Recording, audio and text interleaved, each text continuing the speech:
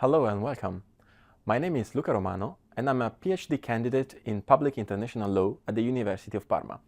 In the next 15 minutes or so, I would like to reflect with you on a specific area of international law that in my view deserves far more attention than the one it currently receives. The topic is food loss and waste and what international law does and does not do about it. I want to structure this reflection around two main questions. First, what is food loss and waste, and why does it matter from the perspective of international law? And second, what does existing international legal framework actually say on food loss and waste?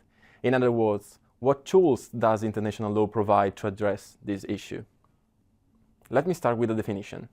The most widely accepted reference can be found in the United Nations General Assembly Resolution 74/209 of December 2019, which established the International Day of Awareness of Food Loss and Waste. Under this framework, two distinct concepts are used. Food loss refers to the decrease in the quantity or quality of food resulting from decisions and actions by food suppliers in the chain, from production up to, but excluding, retail. Food waste refers to decreases caused by decisions made by retailers, food service providers, and consumers. The distinction matters also at the legal level. Different actors bear different responsibilities, and different legal instruments may apply depending on where in the supply chain the problem occurs. I should add that this definition, while widely used, is not legally binding, and it does not resolve the significant definitional inconsistencies that persist between major international bodies, notably the FAO and the UNEP, which apply different criteria in their measurements. This is already a first signal of the lack of coherence and integration that characterizes the international approach to food loss and waste. The scale of the problem is also striking. According to the FAO Food Loss Index, approximately 14% of food produced globally is lost in the supply chain between post-harvest and wholesale. The UNEP Food Waste Index, on the other hand, estimated that 17% of food was wasted at the retail and consumer level in 2021, rising to 19% in the updated 2024 report. So taken together, these figures suggest that somewhere between a quarter and a third of all food produced for human consumption is either lost or wasted. The FAO originally estimated that this is roughly one-third of all edible food, which is around 1.3 billion tons per year. It is also worth noting that significant uncertainty in these measurements. Definitional differences and gaps in national data mean that figures should be treated as indicative rather than precise. And yet, even the most conservative estimates reveal a phenomenon of enormous scale. So, food loss and waste is not just a food security problem. It is a major driver of unsustainable development across multiple dimensions simultaneously. Consider the environmental footprint. According to the FAO, 28% of the world's arable land is used to produce food that is never consumed. That food also absorbs a quarter of all fresh water used by agriculture globally. On climate, the IPCC has estimated that food loss and waste is responsible for between 8 and 10% of global greenhouse gas emissions. To put that in perspective, if food loss and waste were a country, it will be the third largest emitter of greenhouse gases in the world, after China and the United States. And the land surface associated with food loss and waste will be the second largest in the world after the Russian Federation. And yet, all of this happens, as the FAO noted, against a backdrop of persistent food insecurity, around 800 million people suffering from hunger, and nearly 3.1 billion people unable to have access to a healthy diet.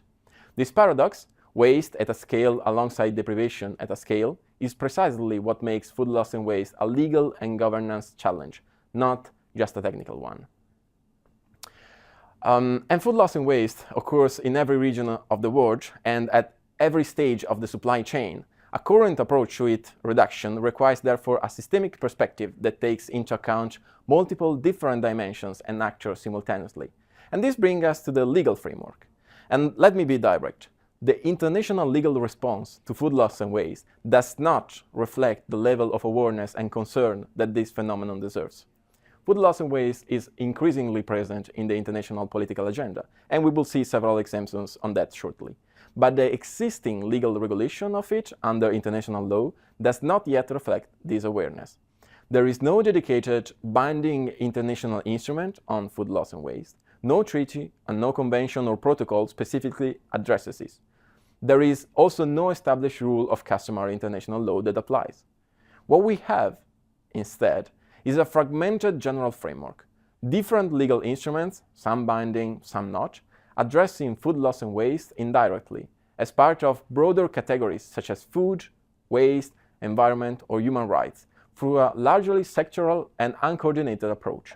The risk is that interests related to one dimension, particularly the economic and trade interests, may take precedence over others, leading to inconsistencies in how food loss and waste is regulated. So let us look at the main components of that framework. When it comes to climate law, the most relevant international instrument that should be mentioned is the United Nations Framework Convention on Climate Change of 1992. Article 4.1, letter C, requires all parties to promote technologies to reduce greenhouse gas emissions across all relevant sectors, and it explicitly mentions agriculture and waste management. Albeit there is not an express reference to food loss and waste, nor a specific indication of what measures states should adopt in this regard, this is our entry point for food loss and waste reduction within the climate regime. Over the years, the Conference of the Parties to the Climate Conventions has placed food systems increasingly at the center of climate action. At COP27 in Sharm el-Sheikh in 2022, the joint work on climate action in agriculture and food security acknowledged that reducing food loss and waste holds significant potential for both mitigation and adaptation objectives.